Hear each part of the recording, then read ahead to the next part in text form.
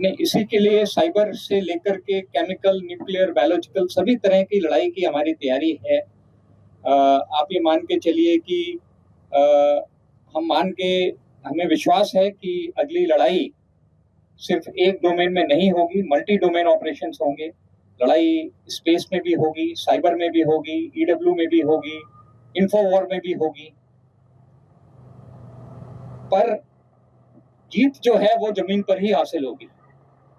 तो ये सारे डोमेन में जो भी हम काम कर रहे हैं वो किसी तरीके से जो हमारी अल्टीमेट जीत है, वो चाहे 71 की जीत हो, चाहे 65 की जीत हो, वो जब तक हम जमीन पर कब्जा नहीं करेंगे वो पाकिस्तान मानेगा नहीं कि हम जीत गए हैं।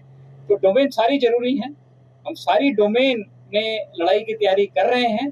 पर जो आप ग्राउंड पर देख रहे हैं ये फिर लास्ट, ये मान के चलिए कि सारी डोमेन को मिला करके लास्ट में जो ऑपरेशन होना है वो यही है जो आप देख रहे हैं। ये आपका बहुत अच्छा सवाल है, क्योंकि एआई, जैसा मैंने कहा कि टेक्नोलॉजी जो हम हासिल कर रहे हैं, हमें पता है कि हमारा दुश्मन भी वो टेक्नोलॉजी हासिल कर रहा है।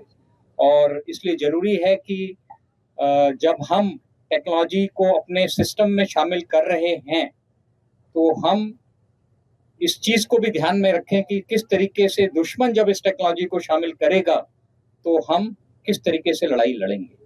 पर एआई आने से हमारे सिस्टम्स में बहुत सहूलियत हुई है। डिसीजन मेकिंग से लेकर के सर्विलेंस रिलेटेड जो भी सब्जेक्ट्स हैं, जो भी हमारे सिस्टम्स हैं, उसमें आर्टिफिशियल इंटेलिजेंस एक आप कहिए कि फोर्स मल्टीप्लायर है, कैटलिस्ट है।